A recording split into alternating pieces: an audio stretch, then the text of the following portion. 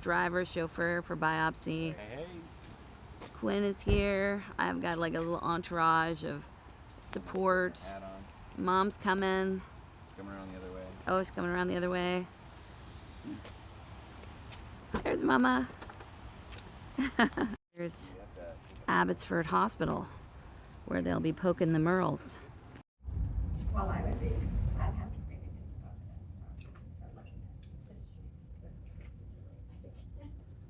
We're here a little bit early. I think it's just 7 o'clock. Yeah, it is just 7 o'clock. Yeah. I want to say, good morning, Mary. All right. I didn't get as much video of the whole biopsy experience as I would have liked. But I have to say it was a good experience. We went in there. We were early. We had to wait for things to open. But the nursing was great. They explained how things were going to go. Once I was in the hands of the imaging folks, there was a nurse there who was kind of like the assistant of the doctor who was going to do the biopsy procedure, and she and I spent about 25 minutes together before the doctor came in, and she was fantastic, absolutely fantastic. We talked about all kinds of things, and she had a friend who had pancreatic cancer. She said, "You're very lucky. Yours is on the tail and not the head of the pancreas." So I was like, great. Got to see the merles because she did a little bit of an ultrasound to kind of scope out everything before the doctor came in and give him some sites that she felt were good, so he didn't need to go through my ribs or anything uncomfortable like that. So, and that requires a very steady breathing for me if he was going to go between my ribs. But luckily, well, I joked with him and I said, "Well, you got a lot to choose from in there." And when he actually came in the room, and he's this quiet guy, Dr. Cho, and I wish I remembered the nurse's name because she was fabulous. I can't say enough nice things about her. And anyway, Dr. Cho comes in and he's like, "Good morning." He's very like quiet toned, and I'm like, "Good morning. I'm so excited to see you." I'm like, "I cannot wait to have this biopsy done. Let's go. Let's do a biopsy." And and he looked at me and he was like totally taken aback, and he's like, "I have never gotten that response before." And so yeah, I wasn't sedated or anything like that. They just put a needle for freezing in the area. They actually, procedurally, if I'm gonna like let you know exactly how it went, I just had my shirt and bra off.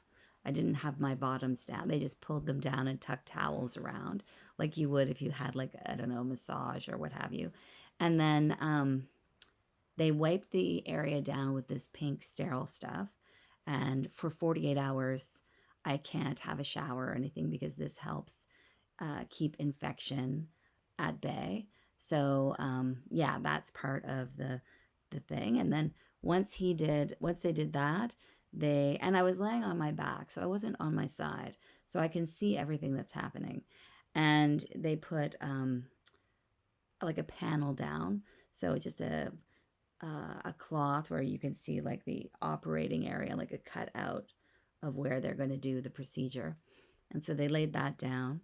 And then the doctor took a look at her scans, then did his own, decided where he wanted to do the procedure, marked it. They wiped me down again. And then they said, "Okay, this is probably, everybody says this is the worst part of the procedure." So I'm like bracing myself. I should also say that I very cleverly took 2 T3s before going in to the imaging center. So I was in the hospital. They were kind of admitting me, checking my blood pressure, giving me my gown, letting me know what was coming up. And I said, can I take some pain medication? And they said, absolutely, because I wasn't supposed to have any water or anything like that. But I was like dry as a bone. I was like, oh, fantasizing about water. So, yeah, luckily, like I totally snuck a few sips in there and had the two T3s. And then, so they were like, oh, this needle, it stings and, it can be quite uncomfortable. And so the nurse was down kind of patting my leg while the doctor was getting ready to do the injection. I didn't feel a thing. I was like, awesome.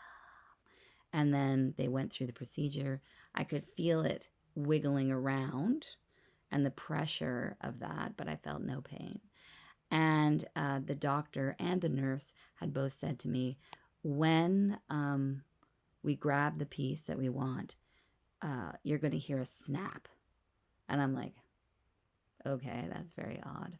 And no word of a lie, it was like a mousetrap, like snap. I'm like, dear God. Anyway, they took it out. And, I had to apply pressure. And then once, a lot of pressure on the side.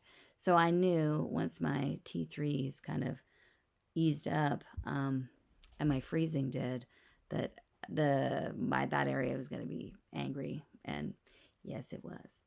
So, but then after they took the sample, I got to see one of the Merles, and I gave it like the, you and me, buddy, you're going down. You're totally getting off my body. So that was awesome. I felt super positive. And actually, during the time that I had with the nurse, she had gone out to go see, the arrival time of the doctor. And so I had maybe about 5 minutes to myself, and the lights are dim. And I'm just thinking, like I'm talking out loud to myself. I am going to beat this. I am going to be healthy and live a long, wonderful life. And cancer is going to be in remission in my body, and I'm going to keep it that way. And I just felt so strong and powerful. And I felt like this is totally happening, and it is getting out of my body. And yeah, it wasn't. And I have to say, like, this is like the curse of pain. Because later on in the day, when the pain, became more unpleasant, and it's been more unpleasant in the past, so it wasn't like, whoa, this is so terrible. But it was enough to humble me and keep me like, this is a really this is a huge mountain to climb. I think it was Kath, you and my comments mentioning this is my Everest. And yeah, it is definitely a hard mountain to climb. So the pain always, brings me down a bit. So, making sure I'm on top of that. And yeah, it's so important. But I had such a lovely day, even though I didn't really do much. I kind of sat on the couch and watched other people do things. It was just nice to have everybody around and surrounded by love. Like, honestly, that's, yeah, really lovely. One of I can't really call him a kid anymore, but they used to babysit my kids and brought flowers over and just was like very lovey, and was just really lovely to have them over at the house. And of course, Nick and Mom and the kids all home, and we all had dinner together, and it was really nice. And then Nick brought out some old family videos that were really great. To hear my granddad's voice, oh gosh, yeah, and grandmom's, and see everybody in like their 20s and 30s. It was like totally crazy, and I was in my teens. Yeah, it was really, really cool. And then I should just bounce back to the end of the biopsy and the recovery. So once I was, and the procedure itself literally took 5 minutes. They're saying, book 2 to 4 hours of time. But I guess that's if there are complications or something like that, because like I said, the procedure itself was 5 minutes, super fast. Um, yeah. And it was like, to me, that bang was the starting gun going off. Now it's like the fight has begun, and as soon as those results are in, I'm off to the races. I also found this company. Oh gosh, I'm going to put it in the comments once I sign off on this video. But basically, it's like a dating app for cancer patients to find clinical trials. So you go on, you let them know what you have, you submit your medical records, and then they look for compatible trials for you. And I'm like, sweet, amazing. Yes. So I had told him 500 kilometers, but I'm like, honestly, it's unlimited. Take me to Iceland, take me wherever, and I'll go and have a clinical trial. So as long as it, is something that I'm going to check every single one to find out if there is a placebo segment, because I do not want to be a part of any clinical trials where there's a possibility that I could be getting a placebo, because no, I want the drugs, I want the real stuff, I want the fix. So that was good. So I got a call confirming my registration. My doctor's office called me to say, did you do this? Did you want me to send these records to this company? And I'm like, yes, please. I want to get on some clinical trials as soon as possible.